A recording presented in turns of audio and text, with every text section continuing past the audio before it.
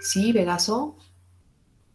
Profesor, una pregunta. ¿El contenido de esta clase corresponde también para el examen de mañana? No, no, no, no. Este contenido ya es de la segunda unidad, solamente hasta oxidaciones biológicas con fosforilación oxidativa, ¿no? Que fue lo último que abordamos. Entonces cierro acá, cierro por aquí. Ya este es tema de la segunda unidad. Detener grabación, ¿no? Vamos a compartir.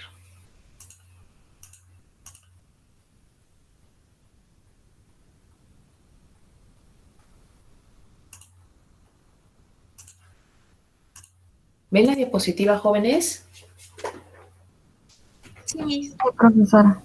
Ya, vamos a empezar entonces. El día de hoy vamos a abordar el tema de la vía glicolítica, que, o glicólisis, también conocida así, que su denominación viene de que corresponde a la vía de rompimiento de la glucosa, que lógicamente está dirigida a la obtención de energía a partir de nuestro principal nutriente energético, que es la glucosa. Esta vía glicolítica, como ustedes, yo creo que puedo decir, recordarán, porque hemos mencionado esto en el proceso de respiración, del cual hablamos en el ciclo anterior, nos va a generar como producto final piruvato, nos va a producir ATP y también nos va a producir NAD reducido, que lo destacamos porque sabemos, como hemos dicho en la clase anterior, que los NAD en formas reducidas luego se derivan hacia la cadena transportadora de electrones para generarnos ese gradiente electroquímico que ustedes vieron y finalmente permitirnos la producción de ATP. Algo que me parece que no llegué a señalar en la clase anterior, o destacar, mejor dicho, era que, como ustedes vieron, cuando los NAD ingresan a la cadena respiratoria a descargarse, al pasar esos electrones desde el primer componente hasta el último, porque los NAD utilizan el complejo 1, ¿no es cierto?, activan a los tres componentes que actuarán como bomba de hidrogeniones. Por lo tanto, como si pasa por los tres componentes, cada NAD me genera 3 ATPs. En cambio, los FAT, ¿se acuerdan que más bien ingresan o descargan a nivel de complejo 2?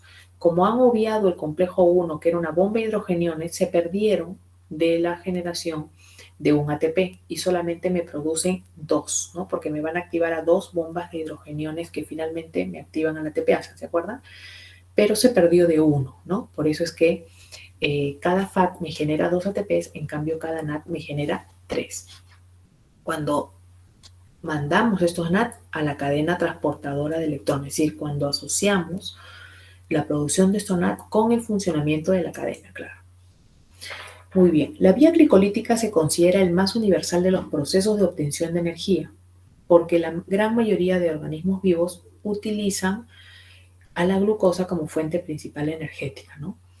Esta es una vía que sus enzimas se encuentran a nivel citosólico y que por lo tanto no depende de oxígeno, a diferencia de la cadena respiratoria donde sí se dependía de oxígeno porque el aceptor final de electrones era ahí el oxígeno, aquí no. En este proceso vamos a ver cómo la glucosa, que es una hexosa, una molécula de 6 carbonos, se va a partir en 2 moléculas de 3 carbonos, que es el piruvato.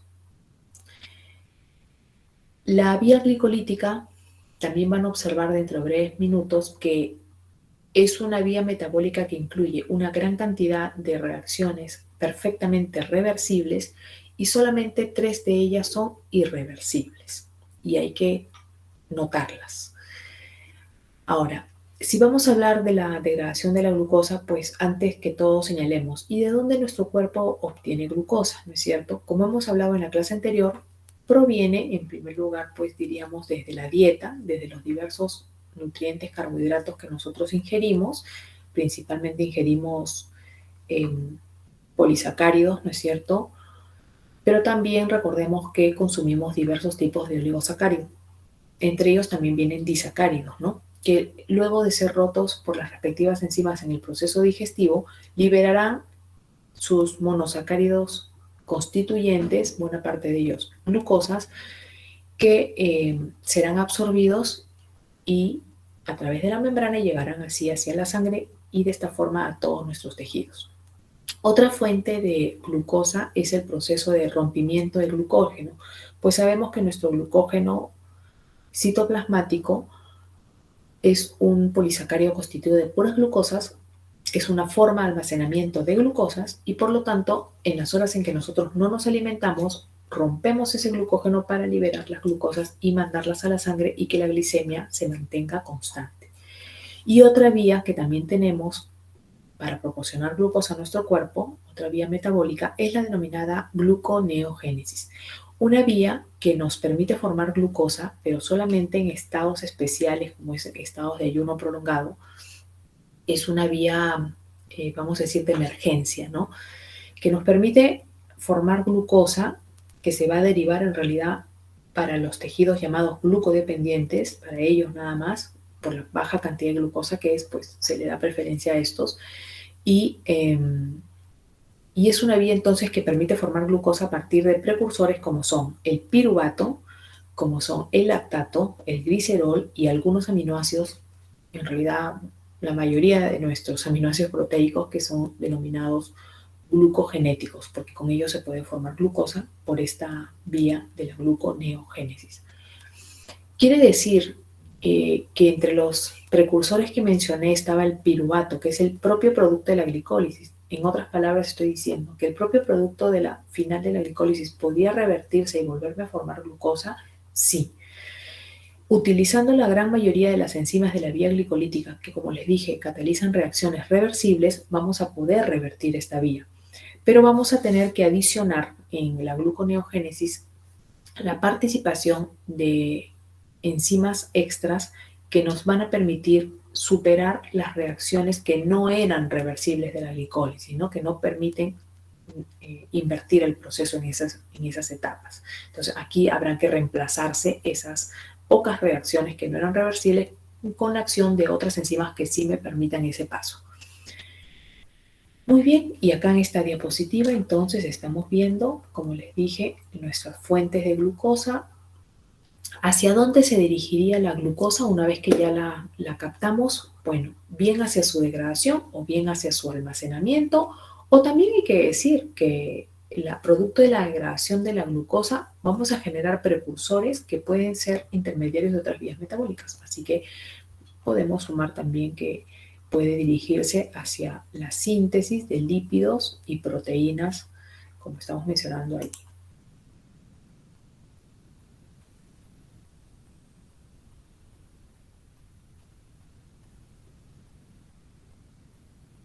En esta diapositiva ustedes están observando lo que son los mecanismos de captación de glucosa a nivel de nuestras células. Como hemos mencionado, la glucosa se internaliza, atraviesa nuestra membrana gracias a permeasas. Esto ya lo hemos visto desde el ciclo anterior, ¿no es cierto?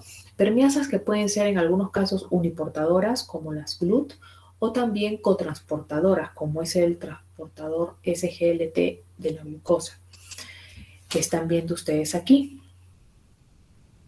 que permite un cotransporte, un ingreso de glucosa junto con el ingreso de sodio, ¿no? Un similar cotransporte ahí, igual para varios aminoácidos. Ahí estamos viendo que trabaja especialmente en la cara que mira hacia la luz intestinal, mientras que por la otra cara, ya habíamos visto también en una clase anterior, la glucosa puede atravesar la membrana basal más bien gracias a una GLUT, o sea, un uniportador. Entonces recordemos que las GLUT son permeasas que nos permiten el paso de la glucosa y también algunas GLUT también de otros tipos de monosacáridos como la galactosa y la fructosa, y que hay varios tipos de GLUT, ¿no? Mencionamos que a la fecha se identifican cerca de 14 GLUT. Por ejemplo, habíamos dicho que la 1 es bien abundante a nivel de los eritrocitos y del cerebro, la 2 especialmente abundante a nivel del hígado, del páncreas y de los enterocitos, como estamos viendo aquí. Está la GLUT2 acá también, ¿no? La GLUT3 que se encuentra abundante a nivel de las neuronas, y la GLUT4, por destacar algunas nada más, porque como dije son cerca de 14, la GLUT4 que se encuentra más abundante en tejido adiposo y muscular, ¿no? Y que esta GLUT4 sí es dependiente de la actividad de la insulina para estimular su síntesis. Y ahí estamos viendo parte de la representación gráfica de su estructura de estas GLUT.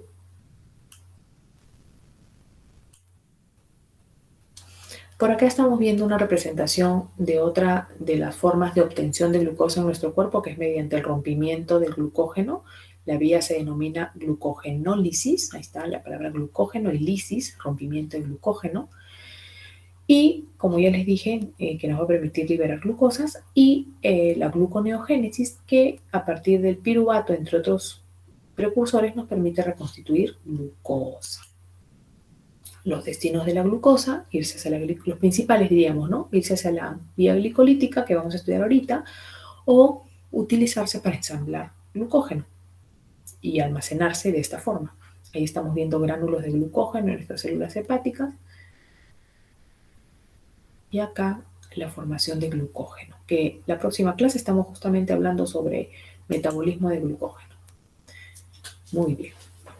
Ya nosotros en el ciclo anterior hemos señalado que la vía glicolítica forma parte del proceso que conocemos como respiración celular. Entonces, la respiración celular consta de varias etapas. La primera, la vía glicolítica, que nos va a generar a partir de la glucosa moléculas de piruvato.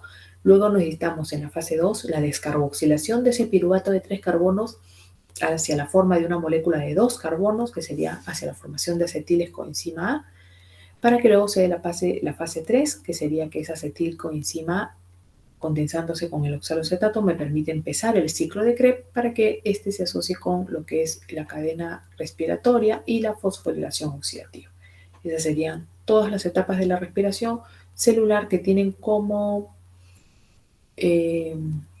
objetivo la máxima producción de energía, como ven ustedes ahí, de ATP a partir de la oxidación de nuestros nutrientes energéticos.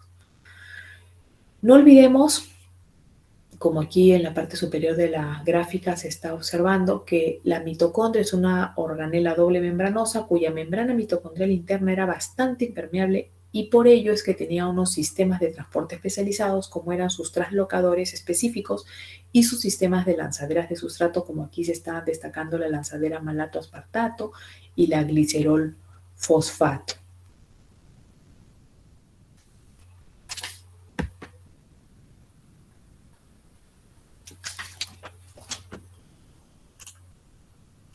Muy bien. Empecemos entonces con el estudio de nuestra vía glicolítica, también conocida como la ruta de Embden-Meyerhof. La vía glicolítica consta de 2 fases. La fase de inversión energética, que es la primera parte de ella, diríamos de aquí hasta acá, es la fase de inversión energética, porque como ven se está invirtiendo moléculas de ATP, requiere que nosotros aportemos ATP, ¿no? Para que se dé. Y la fase, la segunda, todo esto, que sería la fase de rendimiento energético. Entonces, a pesar de ser una vía degradativa, en las primeras etapas vemos que necesita aporte energético para que posteriormente pueda catabolizarse ya esa glucosa, ¿no? Entonces, en la primera reacción, observemos la primera reacción, vemos que la glucosa pasa a la forma de glucosa 6-fosfato, que es una reacción que estaría elevando el nivel energético de la glucosa, ¿no? Porque como sabemos, los enlaces de fosfato son considerados enlaces ricos en energía. Entonces, al pasar de la glucosa a glucosa 6-fosfato, estamos elevando su nivel energético, ¿no? Para que luego pueda ya empezar a catabolizarse. La conversión de glucosa a glucosa 6-fosfato es una reacción que tiene un delta G positivo, o sea, es endergónica, no se podría dar por sí sola. Pero gracias al acoplamiento de esa reacción con la reacción de hidrólisis del ATP que ustedes ven allí, catalizado por la hexoquinasa o la glucoquinasa, como la hidrólisis del ATP sí tiene un delta G negativo, entonces menos 7,2 más o menos, 7,4, ¿no? Acoplamos entonces con el más o menos más 3,3 que tiene la reacción de fosforilación de la glucosa, ya tenemos un delta G producto negativo, todavía aún, ¿no? O sea, que sí es exergónico, que sí puede darse. O sea, convertimos esta reacción en una reacción favorable, ¿no? Gracias al acoplamiento. Esta primera reacción, donde utilizamos ATP para donar ese fosfato y unírselo a la glucosa, elevando su nivel energético, convirtiendo la glucosa en fosfato, como ustedes ven allí, está catalizada por la enzima hexoquinasa o también puede estar catalizada por la glucoquinasa. En la mayoría de nuestros tejidos, esta reacción es dada por la hexoquinasa y solamente a nivel hepático y a nivel de células pancreáticas encontramos otra versión de esta enzima que sería la glucoquinasa, que algunos le llaman hexoquinasa tipo D. ¿Hay diferencias entre estas enzimas? Sí, por algo una es utilizada en la mayoría de nuestros tejidos y otra solamente o fundamentalmente, mejor digamos, a nivel hepático y pancreático. La hexoquinasa, a diferencia de la hexoquinasa, la glucoquinasa, a diferencia de la hexoquinasa, como dice su nombre, actúa específicamente sobre la glucosa, catalizando transferencia de fosfato. En cambio, la hexoquinasa hace lo mismo, siendo una quinasa igual, transfiere fosfato, pero a varias hexosas, o sea, tiene varios posibles sustratos. Hexosas hay varias, ¿no es cierto? Ahora, la glucoquinasa necesita altas concentraciones de glucosa para poder catalizar su reacción. Y es por eso que esta es la que actúa a nivel hepático, donde sí encontramos esas altas concentraciones. Se entiende que si la glucoquinasa necesita altas concentraciones para generar su reacción, debe tener una Km alta, ¿no? A diferencia de la hexoquinasa con respecto a la glucosa. De tal manera que recordamos que aquellas enzimas que tienen una Km alta es porque tienen menor afinidad de por un sustrato, ¿no? Y es por eso que al tener menor afinidad la glucoquinasa es que necesita que esté ese sustrato en altas concentraciones para recién ahí poder actuar. Así que esa es otra característica de la glucoquinasa en comparación con la hexoquinasa, ¿no? Sus KMs. Una vez que ya tenemos glucosa 6-fosfato, ahora la glucosa 6-fosfato por una isomerasa se va a convertir en su isómero, en la fructosa 6-fosfato, para que luego la fosfofructoquinasa le añada otro fosfato a esa fructosa 6-fosfato y la convierte en fructosa 1,6-bifosfato. ¿De dónde saca el fosfato esta fosfofructoquinasa? Lo saca también del ATP. Y aquí está el segundo requerimiento de ATP que tenemos en la vía glicolítica. Tenemos a la fructosa como 1,6-bifosfato, es decir, fosforilada a nivel del carbono 1 y del carbono 6. Como ya les he dicho, siempre los monosacáridos se fosforilan a nivel de los extremos. Por lo natural, si queremos cambiarle posición necesitamos una mutasa que cambie la posición más bien de ese fosfato, ¿no? Y en este caso se ha requerido entonces tener la doble fosfatada para que a la hora de partirse equitativamente, lo haga equitativamente, es decir, se parta en dos triosas dándole a cada triosa un fosfato, ¿no? Las triosas que se genera del rompimiento de la fructosa por acción de la aldolasa, la siguiente enzima, son las únicas dos triosas que les mostré en el ciclo anterior, hablando de la aldotriosa y la cetotriosa. Me refiero al gliceraldehído y a la dihidroxiacetona, que en este caso ambos fosforilados serían el gliceraldehído 3-fosfato y la dihidroxiacetona 3-fosfato. Ahora, como estos son isómeros, entonces una triosa fosfato isomerasa o una fosfotriosa isomerasa puede catalizar la conversión de la dihidroxi en gliceraldehído. De tal manera que, como ustedes ven, yo puedo encontrar que a esta vía me la representen con duplicados de producto a partir de este punto, porque se entiende que la dihidroxiacetona se va a convertir en gliceraldehído y por lo tanto voy a tener dos, como acá ya se está colocando, ¿no? Dos. Si ustedes ven otras imágenes de la vía glicolítica, la pueden encontrar así, ¿no? Lineal y que de repente se bifurca y se abren dos patitas. Claro, porque como les digo, es doble el producto que voy a generar a partir de la dihidroxiacetona porque esta termina convirtiéndose de igual manera en gliceraldehído. Aquí no me la han querido abrir en dos ramas, sino que me la han puesto como una continua, pero ya saben que le han puesto 2, 2, 2, 2 a todos sus productos entonces, ¿no? A partir de allí. Entonces, tenemos que la gliceraldehído 3-fosfato el gliceraldehído 3-fosfato, los dos, porque como les dije, esta se va a convertir en esta otra forma de triosa, va a pasar a convertirse al ácido 1,3 difosfoglicérico, o como aquí lo tienen en la forma de sal, glicerato 1,3 difosfato, por acción de la gliceraldehído deshidrogenasa, que utiliza NAD como cofactor y que será el NAD el que porte la energía y se forme NAD reducido. Este NAD me interesa porque ya saben que está cargadito de energía y ya sabemos a dónde se va a ir posteriormente, ¿no es cierto? ¿A dónde? A ver, díganme.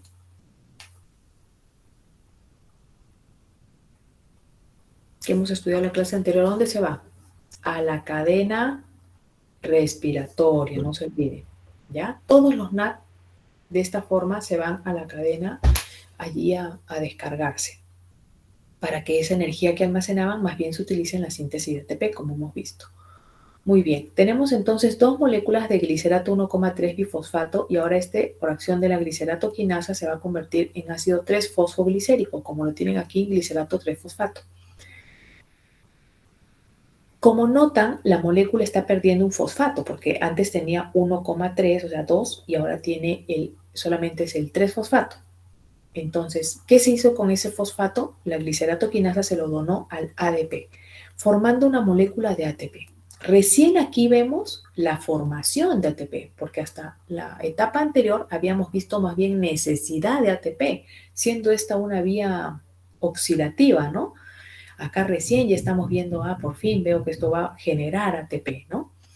Muy bien, ahora el ácido 3-fosfoglicérico se va a convertir en el ácido 2-fosfoglicérico, o sea, solamente va a cambiar la posición de su fosfato y eso lo hace una mutasa, la glicerato mutasa. Y luego el ácido 2-fosfoglicérico se convierte en fosfonolpiruvato por la enolasa, que libera agua. Como son dos moléculas de glicerato que se van a convertir en dos moléculas de fosfonolpiruvato, o sea, uno en uno, ¿no? Entonces serán dos las moléculas de agua que va a liberarse aquí. Luego, el fosfonolpiruvato por acción de la piruvato quinasa, que también como quinasa cataliza transferencia de fosfato, le cede su fosfato de fosfonolpiruvato al ADP, formando una molécula de ATP, convirtiéndolo en piruvato finalmente. Pero como eran dos fosfonolpiruvatos los que tenía yo aquí, entiendo que voy a formar dos piruvatos y por lo tanto dos ATPs.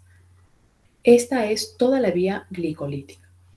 Analizamos entonces que a partir de un mol, una molécula de glucosa, obtenemos dos piruvatos. A partir de una hexosa de 6 carbonos, obtengo dos moléculas de 3 carbonos. Es como que se hubiera partido, ¿no? La molécula en 2 de 3 carbonos.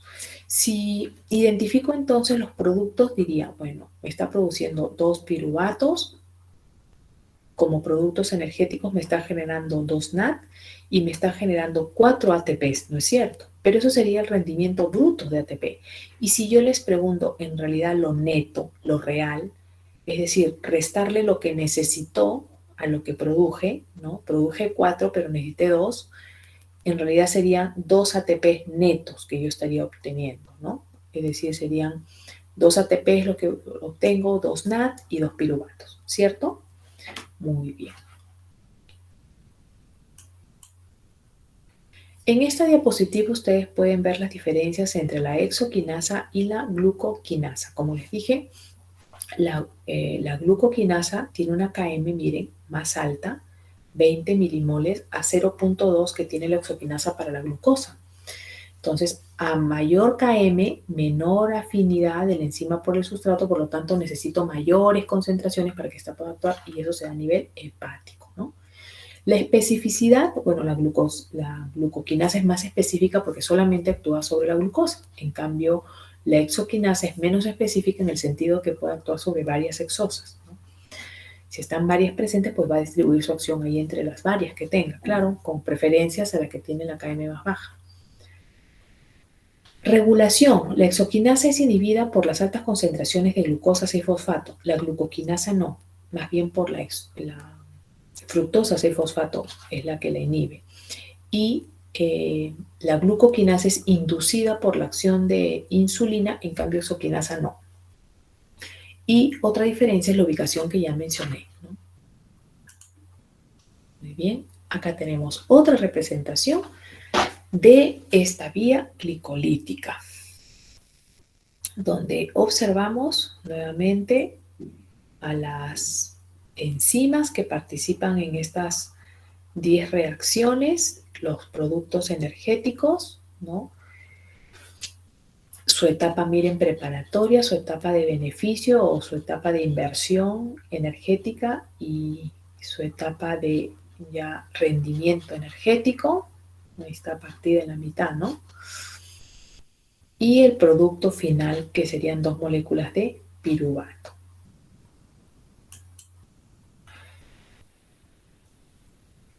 Se observaron, la mayoría de las reacciones de la vía glicolítica eran perfectamente reversibles, excepto 3 de ellas. ¿Cuál? La primera, la tercera y la última. La reacción catalizada por la exoquinasa, la fosfofructoquinasa y la piruvatoquinasa. Justamente esas son sus reacciones catalizadas por enzimas que vienen a ser las reguladoras de la vía. Entendemos entonces por qué yo les decía hace un momento que cuando veamos la gluconeogénesis, la vía que me permite a partir de piruvato regenerar glucosa, vamos a poder utilizar buena parte de las enzimas de la vía glicolítica porque son perfectamente reversibles, ¿no? Las reacciones que estas catalizan. Solamente tendremos que reemplazar a estas, de aquí a las que catalizaban las reacciones irreversibles, por otras, ¿no? Que sí me permiten dar el salto para luego continuar utilizando las siguientes enzimas que sí son reversibles, ¿no? Y aquí están destacadas entonces en amarillo. Bueno, acá está toda la tabla de las enzimas participantes de esta vía glicolítica y tenemos por otro lado las enzimas reguladoras, como les dije, las que catalizan reacciones irreversibles. Y acá tenemos cómo es que regulan estas enzimas. La exoquinasa, por ejemplo, se inhibe en presencia de altas concentraciones de glucosa 6-fosfato, es decir, su propio producto final, lo que ella genera en altas concentraciones, la puede inhibir, lo cual es beneficioso, ¿no? Porque como les digo, si ya hay mucho de él, que la misma molécula le indique a la enzima ya no siga sintetizando porque ya hay mucho de mí, no se está utilizando, es genial, ¿no? Es energéticamente favorable para nuestras células. Claro, ¿para qué desperdiciaría energía si en realidad ya hay mucha cantidad, ¿no? Y en el caso de la fosfofructoquinasa y la piruvatoquinasa, dense cuenta que altas concentraciones de ATP y también la fosfocreatina también son inhibidoras de estas otras enzimas reguladoras. La fosfocreatina, no se olviden que ya hemos hablado en otra clase, que es una forma de almacenamiento de energía que tenemos a nivel muscular, ya que la creatina al pasar al estado fosforilado, o sea, al pasar a la forma de fosfocreatina por la CPK, la enzima que también tenía isoforma, ¿se acuerdan? Representa un centro almacenador de fosfato para después donárselo al ADP y llevarlo a la forma de ATP. Por eso que es una forma alternativa energética para el músculo. Y aquí estamos viendo que sus altas concentraciones también inhiben a las siguientes dos enzimas. Mientras que vemos que más bien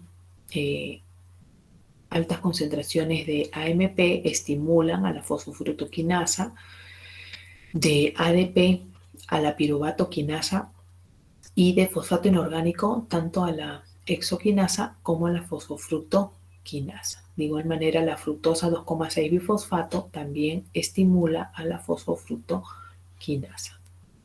Lo más importante es que ustedes recuerden quiénes son los inhibidores. Muy bien. ¿Qué le pasa al piruvato una vez que ya se formó?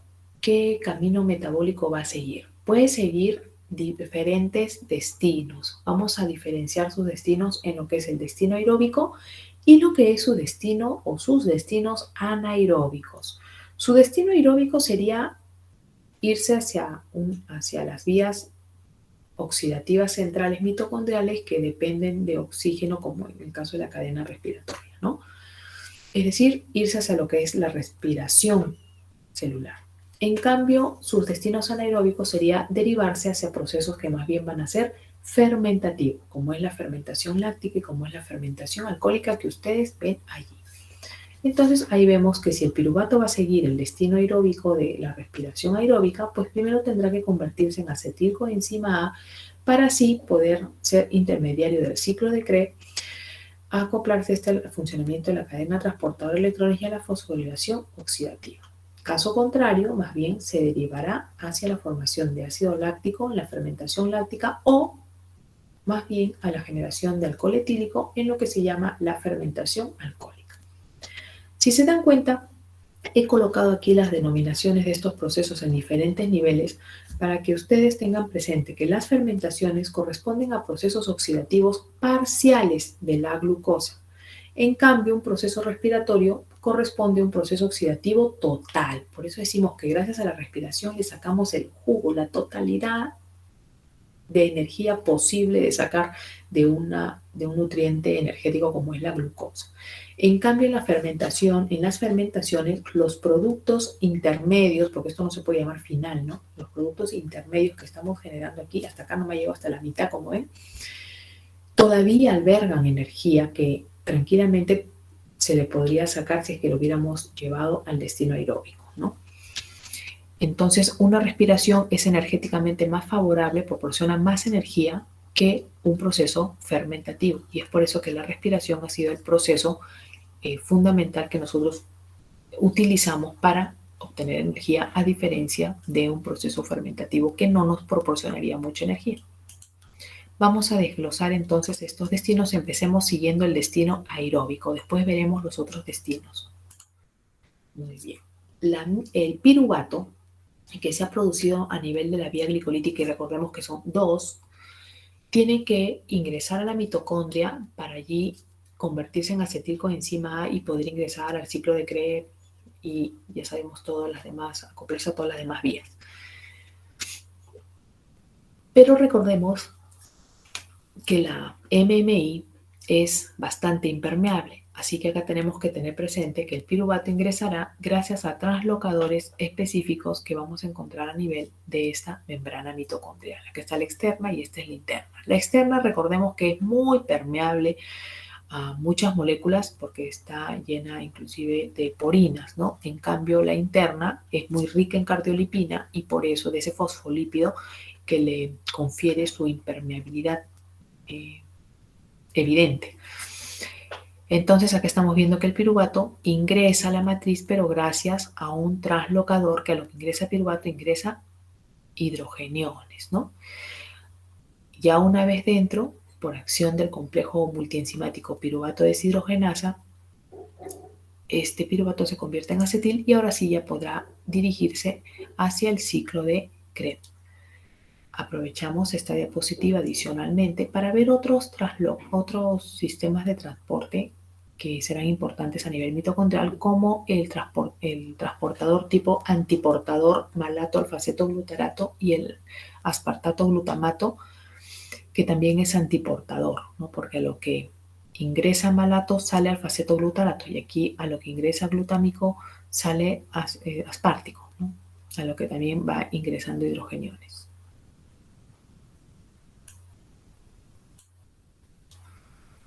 Aquí estamos viendo otra representación gráfica de cómo piruvato desde el citoplasma, porque este se formó en la vía glicolítica y las enzimas de la vía glicolítica, ya hemos dicho, están libres en el citoplasma, ¿no es cierto? Tendrá que ingresar a la mitocondria para poder seguir su transformación aeróbica. Entonces, acá estamos viendo eso, ¿no? Como ya ingresó el piruvato a la mitocondria y por acción, como les dije, del complejo piruvato deshidrogenasa, se va a convertir en acetilcoenzima. Un piruvato en un acetil. Si tengo dos piruvatos, pues tendré dos acetiles, ¿no?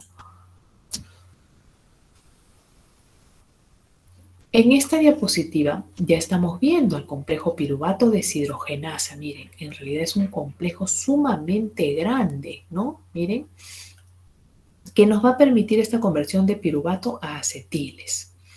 El complejo piruvato deshidrogenasa está constituido en realidad por 5 enzimas, 5 tipos de enzimas. 3 de ellas son las enzimas que tienen la actividad catalítica principal, pues, que le estamos atribuyendo a este complejo, mientras que 2 de ellas en realidad están unidas de forma fuerte a las otras, ayudando a lo que es la regulación de la enzima piruvato deshidrogenasa, de la E1.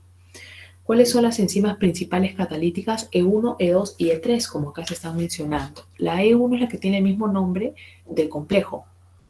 Acuérdense que un complejo multienzimático es un complejo constituido por varias enzimas que tienen que estar físicamente unidas entre ellas para poder tener actividad. Y eso ya lo hemos hablado cuando estábamos hablando de las enzimas y sus tipos de clasificaciones, ¿no? Y este es un caso igual, ¿no? Acá hay varias enzimas que tienen que estar ahí juntas. Entonces, la E1 es la piruvato deshidrogenasa, la E2 es la dihidrolipoil transacetilasa y la E3 es la dihidrolipoil también deshidrogenasa. Y las otras 2 reguladoras que acá en esta diapositiva no se están mencionando, pero sí en la siguiente, son la piruvato deshidrogenasa quinasa y la piruvato deshidrogenasa fosfatasa.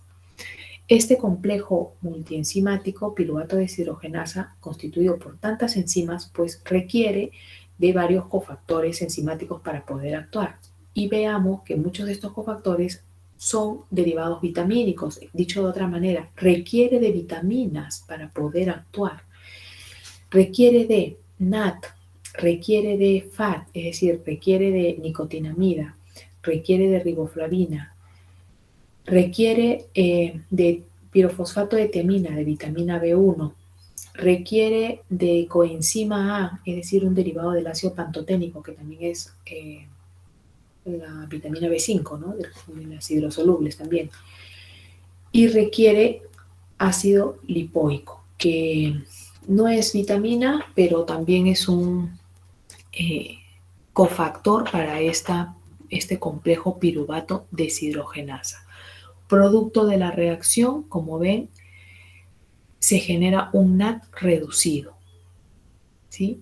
El piruvato, al convertirse a acetilcoenzima, genera un NAT reducido. Este NAT me interesa, ¿no es cierto? ¿Por qué? Porque sabemos que los que están cargaditos de energía, ya sabemos que se van a la cadena respiratoria y me generarán más ATP de los que yo iré sumando hasta este nivel.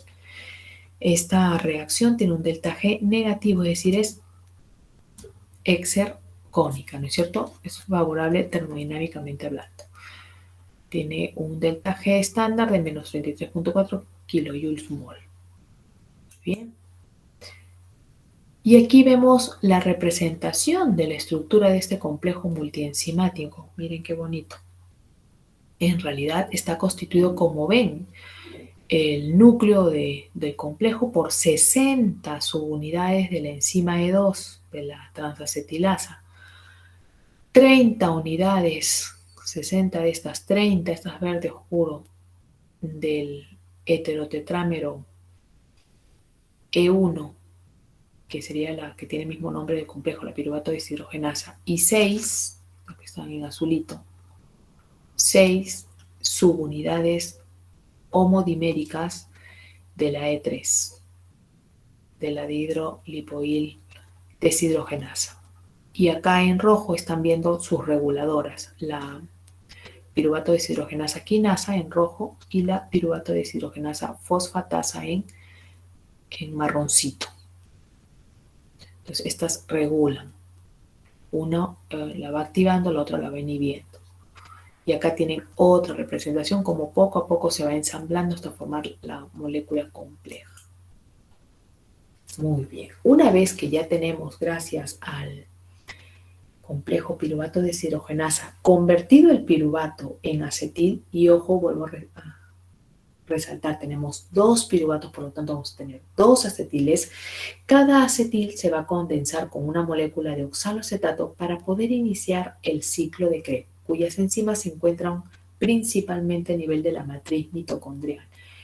En realidad la mayoría de textos señalan que son mitocondriales, pero de la matriz mitocondrial, pero no se olviden que un componente que es común con la cadena respiratoria, que es la succinato deshidrogenasa, Es una estructura compleja que está incrustada en la MMI, pero que otra parte de su estructura mira hacia la matriz, ¿no? O sea, sería el único componente que sí podríamos decir tiene parte de su estructura embebido en la MMI, ¿no? Muy bien, veamos entonces cómo son las reacciones del ciclo de Krebs. Este ciclo de Krebs se representa, esta vía metabólica se representa como un ciclo, se representa circular, porque me regenera uno de los productos con los que inicio la vía metabólica. Entonces, como ven, iniciamos con la condensación de oxalocetato y acetilcoenzima A. Esta acetilcoenzima A, como acaban de ver, provino principalmente de la oxidación de los carbohidratos y también podría venir de la oxidación de los ácidos grasos, como que también puede venir inclusive del esqueleto carbonado de algunos aminoácidos proteicos. Tendrá que condensarse con el oxalocetato para, siendo ya una molécula de 2 carbonos y el oxalocetato una molécula de 4, conformar el citrato, o también conocido como ácido cítrico. Esta reacción catalizada por la enzima citrato-sintasa. Como el oxaloacetato se regenera en cada ciclo, en realidad lo que tenemos que ir recargando es ¿qué cosa? La acetilcoenzima A, ¿no es cierto? Muy bien. Ya tengo formado citrato, y ahí ustedes pueden ver la estructura del citrato. Corresponde a un ácido con 3 grupos carboxilo, por eso es un ácido tricarboxílico, siendo el primer producto del ciclo de Krebs. A esta vía también se le conoce, aparte de como ciclo de Krebs, como ciclo del ácido cítrico, o también noten que luego el ácido cítrico por acción de la aconitasa se convierte, pasando por aconitato intermedio, a isocitrato, que también es un ácido tricarboxílico. Esta vía, por eso también se conoce como el ciclo de los ácidos tricarboxílicos, por destacar sus 2 primeros productos importantes. Luego, el isocitrato, por acción de la enzima isocitrato deshidrogenasa, va a sufrir una descarboxilación y una deshidrogenación, pasando a la forma de alfa-cetoglutarato. Entonces, la enzima isocitrato deshidrogenasa, como toda deshidrogenasa, o bien utiliza NAT, o bien utiliza FAT, o bien utiliza NAT-fosfato, y en este caso, específicamente, esta deshidrogenasa isocitrato, utiliza NAT como cofactor, donde será el NAT el que va a captar los electrones de la oxidación del isocitrato y pasar a la forma reducida. Me interesa esta forma porque ya sabemos que luego se irá a ¿dónde? Este NAT a la cadena respiratoria, ¿no? Y me va a generar ATPs. ¿Cuántos ATPs dije por NAT generábamos? A ver si han estado atentos. 3. Muy bien, ya iba a sacar mi lista. 3, muy bien. Entonces, esta reacción es importante porque estamos viendo que se está generando, en primer lugar, una descarboxilación y se está generando un NAT reducido. Cuando las moléculas pierden carbono en nuestros procesos metabólicos, no sale el carbono solo, ¿no? Sale generalmente en la forma de CO2. Y este es parte del CO2 que nosotros expiramos en el proceso respiratorio, ¿no? Sabemos que es lo que producimos, producto de la respiración. Alfa-cetoglutarato, entonces, a diferencia de isocitrato y citrato, que eran moléculas de 6 carbonos, ya es una molécula de 5, ¿no? Porque ha sufrido descarboxilación. Y miren que también tiene ácidos carboxílicos, ¿no? Es dicarboxílica. Ahora, alfa-cetoglutarato se va a convertir en succinilcoenzima A por acción del alfa-cetoglutarato deshidrogenasa. Como también es deshidrogenasa, vemos que utiliza un cofactor y es el mismo tipo de cofactores NAT, ¿no? Y también en esta reacción se pierde carbono, que sale en la forma de CO2, la segunda molécula de CO2 que se forma a nivel del ciclo de Krebs. Entonces, alfa-cetoglutarato se ha convertido en succinilcoenzima A, pasando de ser una molécula de 5 carbonos a ser una molécula de 4. Y a partir de aquí, todos los demás componentes ya quedan de 4. Succinilcoenzima A, por acción de la succinilcoenzima citasa, se convertirá a succinato. Esta reacción genera una molécula de GTP. que también es una moneda energética para nosotros. Pero como GTP generalmente se rompe, y en este caso no es la excepción, para darle su fosfato al ATP y convertirlo en ATP, entonces ustedes ven que en esta reacción finalmente se genera una molécula de ATP.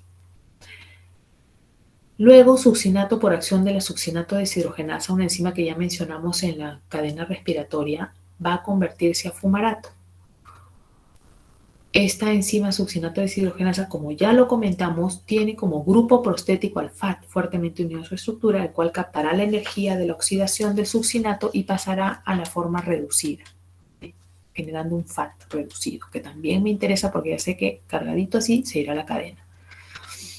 Fumarato por acción de la fumarasa, que requiere agua, o sea, es una hidrolasa, se convertirá en malato. Y malato por acción de la malato deshidrogenasa, que utiliza NAT como cofactor, generándome NAT reducido, regenerará oxaloacetato.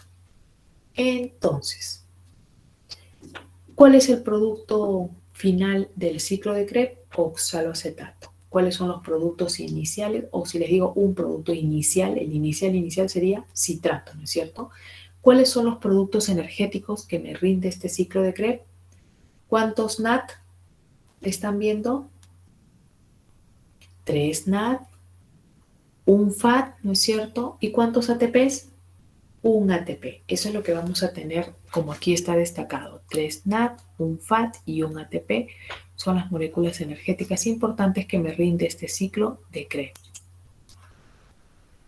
Entonces, en este ciclo de Krebs hemos visto 8 enzimas, de las cuales 3 son reguladoras. ¿Cuáles son las reguladoras? La citrato sintasa, la isocitrato deshidrogenasa y la alfa-cetoglutarato deshidrogenasa, que aquí la han colocado como 2-oxoglutarato deshidrogenasa porque al alfa-cetoglutarato también se le conoce como 2-oxoglutarato.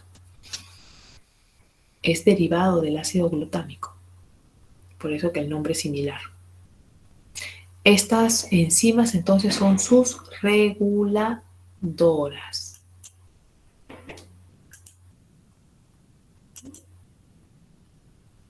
¿Cuál fue el requerimiento para iniciar el ciclo? La condensación de acetil con ácido oxaloacético.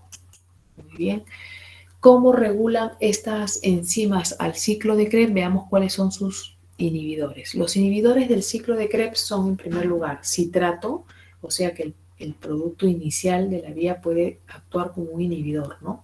ATP, que también es otro producto final, porque ¿para qué funcionaba este ciclo de Krebs? Para producir energía, ¿no? Entonces, el mismo ATP, el NAT también en altas concentraciones pueden resultar inhibidores. Malonato, succinil con enzima A y sales de arsénico también resultan inhibidores. No solamente inhibir a estas 3 enzimas nos puede inhibir el ciclo de Krebs, sino también inhibir la etapa previa al ciclo de Krebs, es decir, la actividad de la piruvato deshidrogenasa, del complejo piruvato deshidrogenasa, porque si ese complejo piruvato deshidrogenasa no nos formaba acetil, pues no arrancaba el ciclo de Krebs, ¿no es cierto? Por eso que también se considera parte de la regulación del ciclo de Krebs la regulación del complejo piruvato deshidrogenasa, que como pueden ver se puede inhibir por altas concentraciones de acetilcoenzima A, de NAT, de ATP, se estimula más bien por AMP, y las enzimas del ciclo de Krebs principalmente se regulan negativamente por altas concentraciones de NAT. Acá vemos que isocitrato por NAT, la alfa-ceto, es decir, la isocitrato deshidrogenasa, ¿no? Que es la que actúa acá. Altas concentraciones de NAT pueden inhibirla. La otra deshidrogenasa igual, y la otra deshidrogenasa también se puede inhibir por las elevadas concentraciones de NAT. Las sales de arsénico, que acá no estoy mencionando, funcionan principalmente aquí, inhibiendo la piruvato deshidrogenasa, y el malonato puede inhibir a la succinato deshidrogenasa, que actúa aquí. Sigamos. Veamos el rendimiento total de ATP de un mol de glucosa, que se oxida totalmente hasta CO2 y agua. Entonces, producto de la glicólisis, habíamos dicho que obtenemos 2 ATPs, 2 NAD, 2 ATPs de forma neta, ¿no es cierto? 2 NAD y 2 piruvatos. Muy bien, vamos a ir considerando los ATPs y los NAD. Y sabemos que cada piruvato posteriormente, en la segunda etapa de la respiración, se convierte a acetilcoenzima A. Esa conversión de un piruvato a acetil me generaba un NAD. Como tengo 2 piruvatos convirtiéndose a 2 acetiles, entonces tendré 2 NAD. Acá lo multiplico por 2, ¿no es cierto? Ya voy sumando otros NAD aquí. Ya estos piruvatos ya se convirtieron en acetil. Lo que sigue es qué le pasa a los acetiles. Cada acetil se va a ir a un ciclo de Krebs. Quiere decir que voy a correr 2 ciclos de Krebs por el producto que obtuve desde un mol de glucosa, que eran 2 acetiles, ¿no es cierto? Entonces, cada ciclo de Krebs habíamos dicho que nos generaba 3 NAD, un FAT y un ATP, pero como lo tengo por duplicado corriendo este ciclo de Krebs, porque han sido 2 acetiles las que yo obtuve, entonces a todo esto lo voy a multiplicar por 2. Quiere decir que acá yo tendría, en realidad, 6 NAD, 2 por 3, 6 NAD, 2 FAT y 2 ATPs. Muy bien. A los NAD de aquí y de aquí, enviémosle, o sea, acoplemos este proceso al funcionamiento de la cadena, enviémoslos a la cadena transportadora de electrones, es decir, multipliquémoslo por 3, porque ya sabemos que cada NAD me genera 3 ATPs, y al FAT también mandémoslos, acoplémoslo al funcionamiento de la cadena, produciéndonos ¿cuánto? 2 ATPs, convirtamos eso en ATPs, le sumamos los otros ATPs tal cuales que están aquí, en las diferentes etapas, y ustedes me dirán cuántos ATP sumamos en total. Por la oxidación hasta CO2 y agua de un mol de glucosa, sumamos 38 moléculas de ATP. Entonces, cuando yo les digo la oxidación total hasta CO2 y agua, ¿dónde hemos visto que se producía CO2? De forma importante, ciclo de Krebs. Entonces, estoy en otras palabras diciéndole incluyan la oxidación con la participación del ciclo de Krebs, y cuando les digo hasta agua, también ¿dónde se formaba agua? Al final de la cadena respiratoria, de forma importante, ¿no? También en otras etapas, pero aquí estamos destacando entonces que también incluyanme el funcionamiento de la cadena. Ya el término totalmente y refrendado por hasta CO2 y agua nos está indicando que consideremos todas las vías total oxidativa, ¿no? Inclusive las centrales. Si solamente les digo cuánto me da la oxidación de un mol de glucosa en la vía glicolítica, pues ahí solamente me tendrían que decir 2 ATPs. Ya no me pueden decir, me pueden convertir los NAD a ATP, porque solamente he dicho en la vía glicolítica, no estoy hablando de las demás vías, ¿no? Ya si hablo del ciclo de Krebs, incluye el ciclo de Krebs en la cadena, entonces ya a los NAD los mando a la cadena, ¿no es cierto? Y los convierto en ATPs. Pero la glucosa no es el único monosacárido que obtenemos de nuestra dieta, ¿no es cierto? También obtenemos otros monosacáridos como fructosa, galactosa, a partir de disacáridos que también ingresan de forma abundante en nuestra dieta. ¿Quién no consume sacarosa todos los días?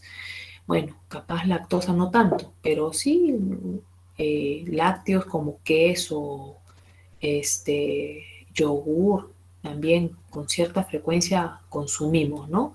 Si no es en el desayunito, en el lonche, quizás ahí cuando nos vamos a comer nuestra pizza, entre otros alimentos con nuestra lasaña, ¿no? Súper cargada de quesito. Bueno, entonces veamos también cómo esos otros monosacáridos también se van a oxidar ingresando a la vía glicolítica. No los dejemos de lado.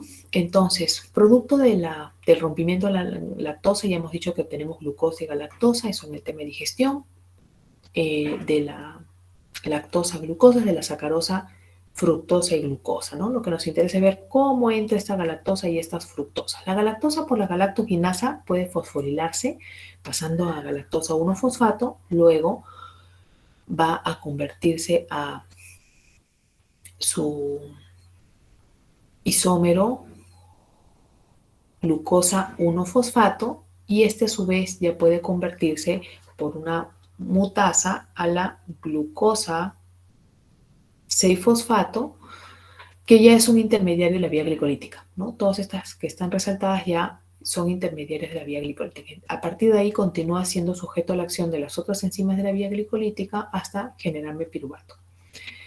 La fructosa también puede convertirse en fructosa 1-fosfato por la fructoquinasa o podría convertirse a fructosa 6-fosfato más bien por una hexoquinasa. La fructosa 6-fosfato puede fosforilarse nuevamente para convertirse en fructosa 1,6-bifosfato y ya estamos frente a un miembro de la vía glicolítica, ¿no es cierto? Desde fructosa 6-fosfato ya estábamos con la vía glicolítica, así que sigue siendo sujeto a la acción de las otras enzimas. La fructosa 1-fosfato, que fue sujeta a la acción de la fructoquinasa, se partió en dihidroxiacetona fosfato y en gliceraldehído. Este gliceraldehído, por una quinasa, por la gliceraldehidoquinasa o triosaquinasa, se convirtió en gliceraldehído 3-fosfato y también ya es un intermediario de la vía glicolítica, continúa su catabolismo allí. Y la parte de la hidroxiacetona fosfato también es intermediario de la vía glicolítica, así que también sigue su catabolismo, ¿no? A partir de los triglicéridos nosotros podemos obtener glicerol. Este glicerol se puede, por la glicerol-quinasa, convertir a glicerol 3-fosfato y luego por la glicerol 3-fosfato deshidrogenasa, este puede convertirse a dihidroxiacetona fosfato y también ya lo tenemos convertido en un intermediario propio de la vía glicolítica y continúa su degradación. Entonces se dan cuenta que otros monosacáridos también pueden ingresar, ¿no?, a la vía glicolítica, previas interconversiones. Veamos ahora los destinos anaeróbicos. Acabamos de repasar todo lo que era el destino aeróbico. Pero ¿qué pasa con los anaeróbicos? Hemos hablado de que ahí podemos hablar de la fermentación láctica y la fermentación alcohólica. En la fermentación láctica, bueno, en realidad en las dos fermentaciones incluimos, igual partimos desde la vía glicolítica, solo que el piruvato producto de esa vía glicolítica, en el caso de la fermentación láctica, será sujeto a la acción de la enzima lactato deshidrogenasa, que ya hemos hablado que tiene varias isoformas cuando hablamos de isoenzimas. ¿Se acuerdan de la LDH? Que tenía la tipo 1, 2, 3, 4 y 5, muy bien. Esa enzima, entonces, requiriendo NAT reducido, liberándolo como NAT oxidado, o sea, no me libera energía, todo lo contrario, no me utilizó el NAT reducido, convertirá el piruvato en lactato. En la fermentación alcohólica, después de que la glucosa rindió piruvato, este piruvato, por acción de la piruvato descarboxilasa, se convertirá en acetaldehído y el acetaldehído, por acción del alcohol deshidrogenasa, que también utiliza NAT reducido, liberándolo como NAT oxidado, o sea, descargado, lo convertirá en alcohol etílico. Aquí estamos viendo entonces lo concerniente a algunos aspectos importantes que hay que resaltar sobre la fermentación láctica. La fermentación láctica la realizan algunas bacterias, como por ejemplo las utilizadas en la elaboración del yogur, y también se realiza a nivel de nuestro cuerpo, especialmente a nivel muscular. Cuando la demanda energética supera la capacidad del aporte de oxígeno, se realiza esta fermentación láctica, también conocida como glicólisis anaeróbica. Esto entonces sucede cuando nosotros hacemos ejercicio intenso, ¿no? Entonces, en esa situación, frente a un ejercicio intenso, hay una demanda energética que estaría superando la capacidad del aporte de oxígeno que normalmente nosotros podemos recibir, ¿no? La glicólisis se ha estimulado y nosotros, para mandarla al destino aeróbico, necesitábamos que entrara el oxígeno a nivel de la cadena respiratoria y todo se complemente, ¿no? Pero si hay una glicólisis que está muy exagerada, entonces resulta que nuestra capacidad de aporte de oxígeno es menor para esa glicólisis estimulada. Y es por eso que en ese caso se deriva entonces el piruvato hacia su conformación de ácido láctico. Y es el ácido láctico el que, cuando se encuentra en elevadas concentraciones a nivel muscular, nos puede generar los fastidiosos calambres musculares. Pero cabe la pregunta, ¿no? ¿Y por qué es que se deriva hacia la formación de ácido láctico frente a una demanda energética mayor, ¿no? Si estamos viendo que la fermentación en realidad no nos proporciona mayor cantidad de energía. Lo que sucede es que por el ciclo de Cori, el ácido láctico que se está formando a nivel muscular será enviado, por la fermentación láctica, ¿no? Será enviado a nivel del hígado, en este ciclo de Cori, para que en el hígado se dé esa vía que les mencionaba, la gluconeogénesis, que convierte el ácido láctico en glucosa, devolviéndole ese hígado luego al músculo, más bien glucosa en lugar del lactato que recibió de él. Y es así como el hígado entonces está reciclando, ¿no? Glucosa nuevamente y dándole de una manera constante a ese músculo que está en elevada actividad, que así no lo pueda mandar al destino posterior aeróbico. Igual, la mera glicólisis me va dando 2 ATPs, ¿no es cierto? Y si estoy mandando constantemente esa glucosa que no falte, entonces le estoy dando por lo menos esos 2 en 2 en 2 en 2 ATPs, ¿no? Bueno, fuera de que algunos sí lograrán, pues de todas maneras, ingresar al destino aeróbico. Esa relación entre músculo e hígado que acabo de señalar es lo que se conoce como el ciclo de Cori, que también lo vamos a mencionar en el tema de gluconeogénesis. Aquí tenemos el proceso completo de fermentación láctica en unas imágenes. Miren, ahí está que la fermentación láctica incluye la vía glicolítica, donde la glucosa pasa a la forma de piruvato, que como ya hemos dicho, nos genera 2 piruvatos, 2 ATPs netos y 2 NAT reducidos. Pero en la siguiente etapa, donde el piruvato es convertido a ácido láctico por la lactato deshidrogenasa, les dije, necesitamos NAT reducido. En otras palabras, el NAT que se había producido a nivel de la vía glicolítica es el que finalmente vamos acá a utilizar. Por eso es que en el rendimiento neto de la fermentación láctica ya no tengo estos NAT, ¿no? Porque en realidad, porque estos NAT ya se utilizaron aquí. Y en realidad lo único que estoy obteniendo son los 2 ATPs de la etapa glicolítica, porque en la acción de la lactato deshidrogenasa no se generan más ATPs. Entonces la fermentación láctica, como ven, está generando solamente los 2 ATPs, ¿no? Igual que el otro caso, en la otra fermentación. Entonces comparamos lo que yo les decía, ¿no? 2 ATPs de una fermentación versus 38 ATPs de una respiración. Definitivamente por algo fue elegida como nuestra fuente proporcionadora de energía un proceso oxidativo como es la respiración, ¿no? Si nos hubiéramos amparado en fermentaciones, no proporcionaríamos la cantidad necesaria de ATPs para la elevada actividad que se realiza en nuestras células, para nuestro elevado grado de complejidad según nuestro nivel evolutivo.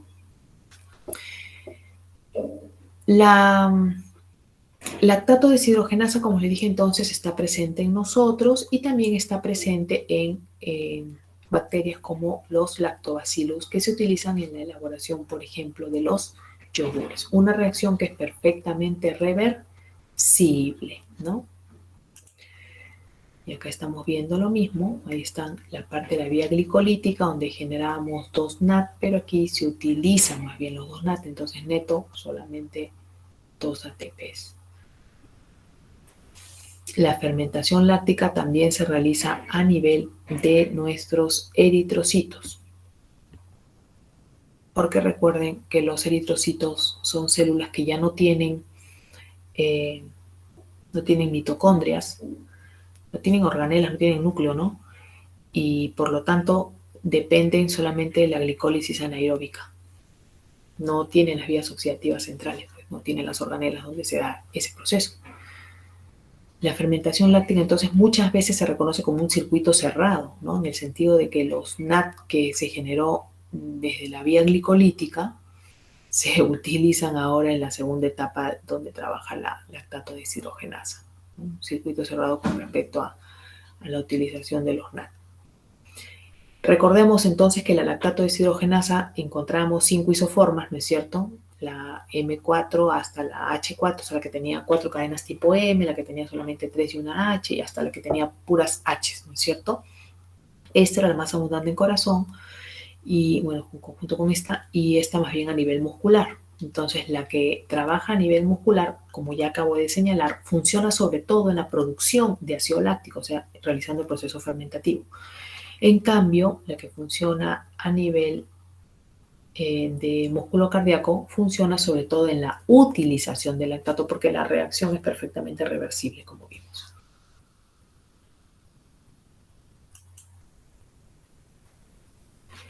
Aquí podemos ver lo que es la fermentación alcohólica. En la fermentación alcohólica trabajan entonces, en primer lugar, la piruvato descarboxilasa, que nosotros no poseemos, y es por eso que nosotros no realizamos fermentación alcohólica. Sí lo realizan algunos microorganismos como levaduras y bacterias, por ejemplo las levaduras que son utilizadas en la elaboración de la cerveza y de los vinos, convirtiendo el piruvato en acetaldehído. Esta piruvato descarboxilasa sí hace una descarboxilación única. En cambio, la piruvato deshidrogenasa dijimos que realizaba una descarboxilación oxidativa, generando acetilcoenzima, ¿no es cierto? En cambio, aquí el piruvato solamente está siendo descarboxilado, por eso solamente pasa a la forma de acetaldehído.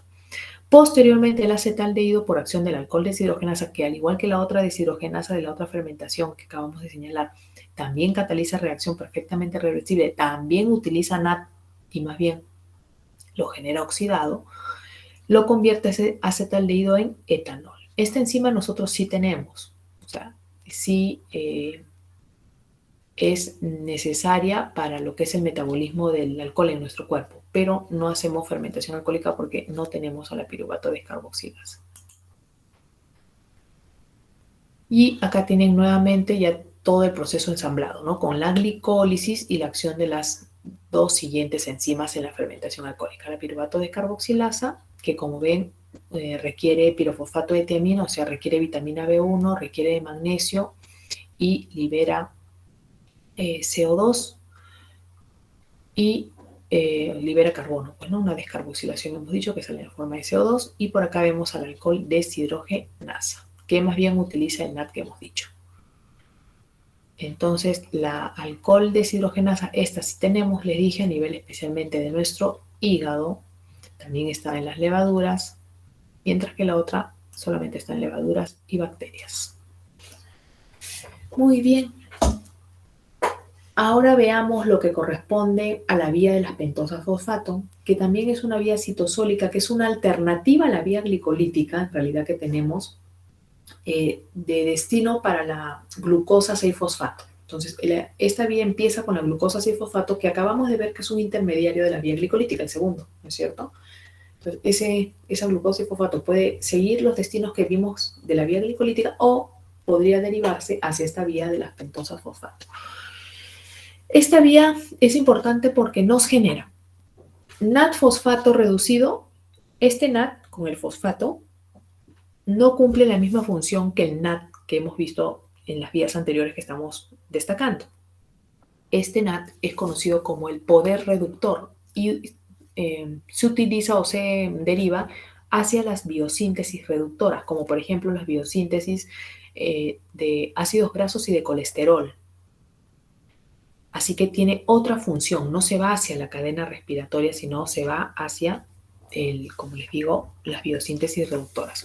Otro producto importante que nos genera la vía de las pentosas fosfato es ribosa 5-fosfato, así que también será importante porque, como sabemos, la ribosa es precursora de nuestros nucleótidos, se necesita para la estructura de nuestros nucleótidos, es decir, para la formación de nuestros ácidos nucleicos. Otra importante función.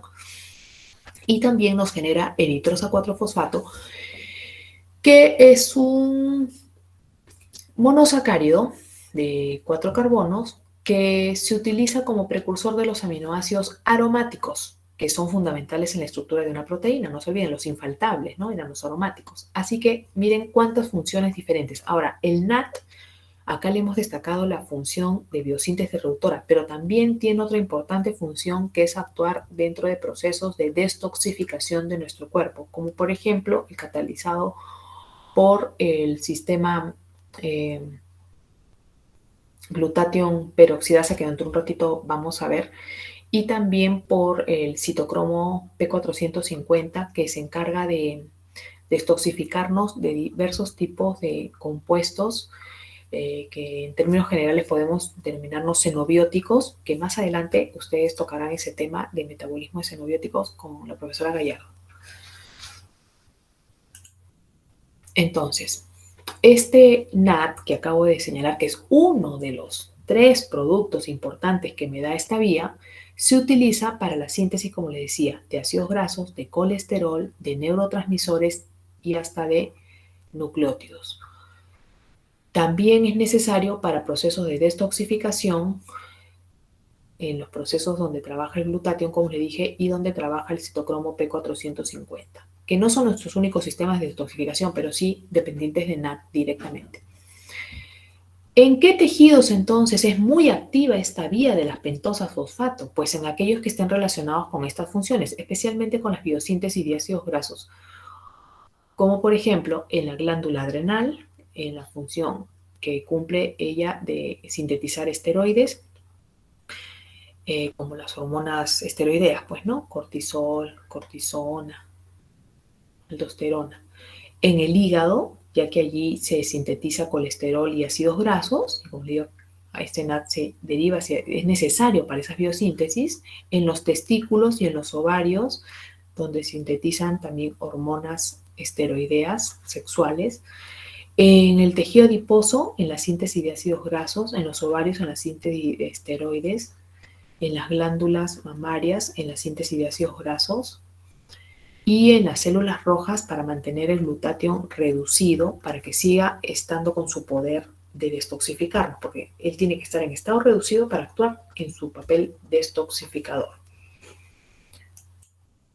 Muy bien. La vía de las pentosas fosfato también la podemos dividir en 2 etapas, igual que la vía glicolítica. Pero en este caso son la fase oxidativa irreversible y la fase no oxidativa o reversible. Aquí está abreviada en realidad la fase oxidativa, pero lo importante es destacar que como producto nos va a generar que la glucosa 6-fosfato nos genere ribulosa 5-fosfato. Esta ribulosa 5-fosfato a su vez puede convertirse en otra pentosa. La ribulosa es cetosa, ¿no es cierto? Y su representante aldosa era la ribosa, ¿no? O sea, puede convertirse en su isómero o también en otra cetopentosa, como ya hemos estudiado, la silulosa, que en este caso también será fosfatada. Y en la fase no oxidativa, que es perfectamente reversible, vamos a ver la conversión, en primer lugar la fusión de estas 2 pentosas a formas que luego se van a partir reorganizando la distribución de sus carbonos, permitiéndonos la síntesis de triosas, hexosas y tetrosas que pueden derivarse hacia otras vías metabólicas, como ya les he dicho. Muy bien, veamos paso a paso entonces estas etapas. Empecemos por la fase oxidativa, que les dije que en la anterior diapositiva estaba abreviada. Acá la tenemos no abreviada. Tampoco es tan larga, ¿no? Partimos, como les dije, de la glucosa 6-fosfato, intermediario en común con la vía glicolítica. Esta glucosa 6-fosfato, por acción de la glucosa 6-fosfato deshidrogenasa, que es NAT-fosfato dependiente, lo convertirá en 6-fosfogluconolactona. Utiliza NAT oxidado y lo genera en forma reducida. Y nos está generando el poder reductor que les decía acá, que tiene otros usos diferentes a los NAT simples que hemos visto en el ciclo de Krebs, en la cadena respiratoria. Luego, esta 6-fosfogluconolactona se convierte en 6-fosfogluconato por acción de la lactonasa, o como acá ya le han puesto su nombre más complejo, gluconolactonasa, que utiliza agua para la reacción, o sea que es una hidrolasa. Este 6-fosfogluconato es un producto importante de esta vía que hasta le da su otro nombre con la que se le conoce. Se conoce esta vía como ruta de las pentosas fosfato, como la vía del fosfogluconato. Luego, el 6-fosfogluconato se convierte en ya finalmente ribulosa 5-fosfato con la generación de otro NAT reducido. Acá me está generando NAT reducido igual que acá, el poder reductor, y con una descarboxilación. Esta reacción es una descarboxilación oxidativa muy similar a lo que hemos visto que también catalizó la piruvato deshidrogenasa, que hacía las 2 cosas, ¿no? Una descarboxilación y un proceso de oxidación. Y tenemos ya la ribosa 5-fosfato, pero con una sola no trabajamos. Para la siguiente etapa necesitamos 2 y hasta podríamos decir en realidad 3, como vamos a ver. Acá tengo otra representación de la misma etapa oxidativa hasta ribosa 5-fosfato. Están las enzimas también con otras denominaciones con las que las pueden encontrar. Y aquí estamos en la fase ya no oxidativa, donde se abría la vía de las pentosas, ¿no? Tenemos la ribosa 5-fosfato obtenida de la etapa oxidativa. Una de ellas puede convertirse a celulosa y otra más que se forme nuevamente por el mismo proceso se convertirá más bien a ribosa 5-fosfato. La ribosa de la ribulosa es su isómero, entonces la enzima que trabaja acá es la ribulosa isomerasa, ¿no? La fosfopentosa isomerasa o fosforibulosa isomerasa, si quieren darle el nombre más preciso. Y por acá más bien tenemos a una epimerasa, porque estamos viendo que se está formando un epímero de la ribulosa, es decir, la ribulosa era cetosa y esta molécula también es una cetopentosa, o sea, del mismo grupo, ¿no? Cetosa, cetosa. Acá no, esta era cetosa y se estaba formando una aldosa. Todas de 5 carbonos, claro. Necesito que esta conversión por las isomerasas y las epimerasas respectivas, porque para la siguiente etapa necesito condensar, sumar una celulosa con una ribosa. Entonces, como ven ustedes acá, por acción de la epimerasa se fusiona una ribosa 5-fosfato con una celulosa 5-fosfato y por acción de la transcetolasa se unen y se vuelven a separar, pero habiendo distribuido diferentes sus carbonos, liberándome una pseudoptulosa 7-fosfato, es decir, un monosacárido de 7 carbonos, y una triosa, que es el glisaldehído 3-fosfato. Luego, por acción de la transaldolasa, vuelve a fusionar estos, los vuelve a redistribuir, o sea, al fusionar una molécula nuevamente. Bueno, en este caso de 7 con 3 vuelvo a tener 10, igual como acá 5 con 5 tenía 10, acá sigo teniendo los 10, ¿no?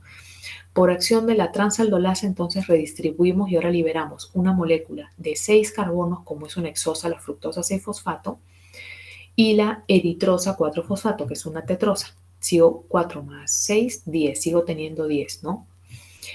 O sea que miren, acá estoy liberando una hexosa y tengo la eritrosa por otro lado. Ahora, esta eritrosa se puede unir con nuevamente otra celulosa 5-fosfato, o sea, otra pentosa, y sumaría 5 más 4, 9, ¿no? Por acción nuevamente de una transcetolasa vuelvo a unirlas y a redistribuirlas y vuelvo a liberar una fructosa más un gliceraldehído 3-fosfato. Estas fructosas pueden convertirse a la forma de glucosa 6-fosfato por su isomerasa, y por eso, como me está regenerando la primera molécula con la que arranqué la vía de las pentosas fosfato, esta ruta metabólica también se suele representar circular como el ciclo de Krebs. Entonces, si me quedo solamente aquí sin hacer la regeneración a glucosa 6-fosfato, diríamos que el producto son 2 fructosas y un gliceraldehído, ¿no? Pero ¿cuántas pentosas necesité? Aquí necesité 2 y luego recargué acá una más, 3, ¿no es cierto? Entonces, acá está abreviado las moléculas de cuántos carbonos se han ido convirtiendo. Eso es lo que acá acaban de ver a la izquierda, ¿no? Y acá tenemos la suma entonces total. Cada reacción de cada una de estas etapas está aquí nuevamente señalada, pero por sus carbonos. Y acá hacemos la suma, ¿no? Necesité 3 moléculas de 5 carbonos para generar 2 fructosas, que son de 6 carbonos, más un gliceraldehído. Ese es mi resultado final, ¿no? Entonces, en esta fase no oxidativa, aquí, ¿qué tipo de enzimas necesité? Isomerasa, epimerasa, transcetolasas y transaldolasas, que catalizaban reacciones reversibles. La regulación de la vía de las pentosas fosfato está dada principalmente por su primera enzima. Generalmente, si se han dado cuenta, la mayoría de las rutas metabólicas convenientemente se regulan, o sea, sus enzimas reguladoras suelen ser las primeras y otras más, ¿no? O la primera nada más. En este caso, la glucosa 6-fosfato deshidrogenasa es su enzima reguladora y por su propio producto final, que es el NAT, porque hemos dicho que está dirigida a formar NAT y en esa reacción se forma NAT-fosfato reducido, elevadas concentraciones de NAT-fosfato puede inhibir a esta enzima, lo cual es bastante beneficioso, ¿no? Si ya hay mucho de él, quiere decir que no se está utilizando, se está quedando en el medio y por lo tanto que él mismo sea el que le diga a la enzima, ya no me sigas sintetizando. Mientras que la forma oxidada sería la estimuladora más bien, ¿no? Muy bien. Le señalé que el NAT es importante para muchas biosíntesis reductoras, pero también le señalé que otra función importante es para procesos de detoxificación. Como ustedes recordarán, producto del propio metabolismo oxidativo que se da a nivel de nuestras mitocondrias, producto de la exposición a radiaciones ionizantes, el consumo también de alimentos, podemos generar una cantidad de radicales libres en nuestro cuerpo por encima de lo que nuestro cuerpo puede a veces eliminar, ¿no? Con nuestros antioxidantes.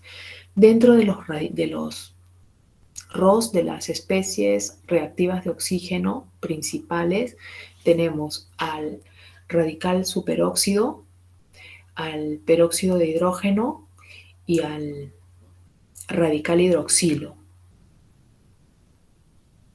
Todos estos son tóxicos, pero entre estos tres, diríamos, un poco menos tóxico sería el peróxido de hidrógeno, ¿no? Estas especies reactivas de oxígeno se forman por procesos de reducción parcial del oxígeno molecular, principalmente, como les digo, los procesos oxidativos, ¿no? que se dan especialmente a nivel de nuestras mitocondrias. Pero como les dije, también pueden venir de otras fuentes externas. Entonces, nosotros tenemos, como ya hemos dicho en el ciclo anterior, tenemos enzimas para poder eliminar estos radicales libres y otras moléculas como por ejemplo el glutatión y vitaminas que también son antioxidantes para poder eliminarlos, ¿no? Enzimas que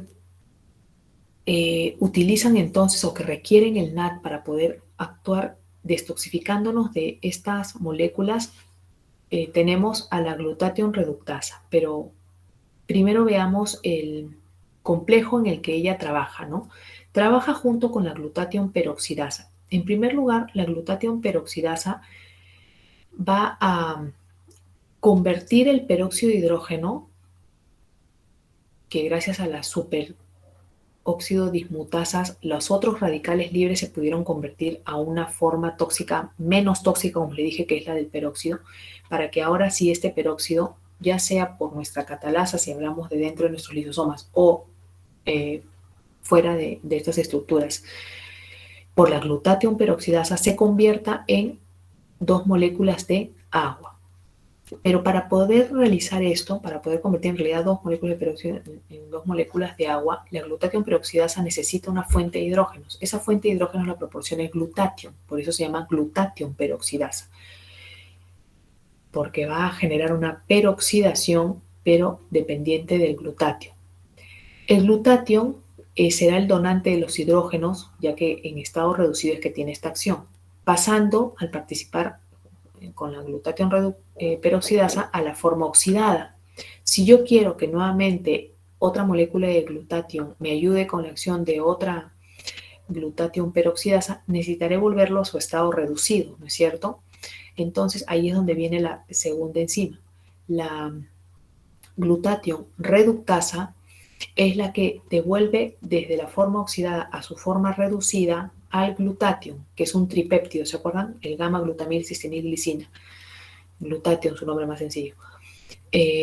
Pero ¿de dónde lo devuelve a su forma reducida? Es decir, ¿de dónde saca estos hidrógenos? Lo saca del NAT, fosfato que acabamos de ver que se genera a nivel de esta vía de las pentosas fosfato. Entonces, la glutatión reductasa cataliza la conversión de glutatión oxidado a glutatión reducida, haciendo pasar al NAT reducido, NAT fosfato reducido, a su forma oxidada.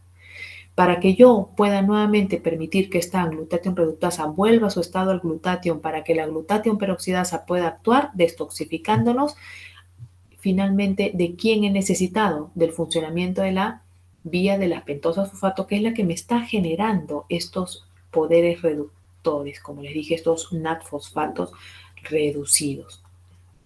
Como acá se está destacando, la glucosa 6-fosfato deshidrogenasa, que es la primera reacción donde se genera este NAT, ¿no? Y después también en la tercera reacción también se me genera más NAT-fosfato. No solamente esta reacción depende de NAT, este sistema de detoxificación mediado por la glutatión peroxidasa y la glutatión reductasa. El citocromo P450 también va a demandar de la utilización de NAT-fosfato, entre otros procesos también celulares importantes que dependen de la presencia o de la participación de NAT-fosfato, como son, por ejemplo, la actividad de los leucocitos, la actividad defensiva de nuestros macrófagos, entre otras acciones. Y acá tienen otra diapositiva donde ustedes pueden ver nuevamente la acción de la glutatión peroxidasa complementándose con la acción de la glutatión reductasa, que vuelve a su estado reducido, como les dije, al glutatión para que pueda seguir siendo el bisustrato de la glutatión peroxidasa, que elimina el peróxido de hidrógeno. Por aquí a la derecha estamos viendo más bien también, ¿no?, la glutatión peroxidasa y la glutatión reductasa.